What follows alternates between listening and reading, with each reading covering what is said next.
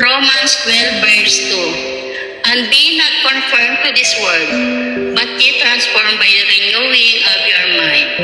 Madalas tayong na-influensyahan ng mundo sa ating iniisip, pinapahalagahan at sa mga desisyong ginagawa. Pero ang palala ng Diyos ay huwag tayong sumunod sa pamantayan ng mundo. Sa halip, hayaan nating baguhin niya ang ating isip at puso. Ang tunay na pagbabago ay nagsisimula sa loob. Habang binabasa natin ang salita ng Diyos, nananalangin at sumusunod sa kanyang kalooban, unti-unti niyang binabago ang ating pananaw at pamumuhay. Hindi ito nangyari sa isang iglap, kundi araw-araw habang lumalakad kasama siya.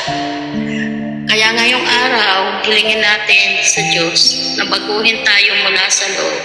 Naway makita ng iba si Kristo sa ating mga salita, desisyon at paraan ng pamumuhay.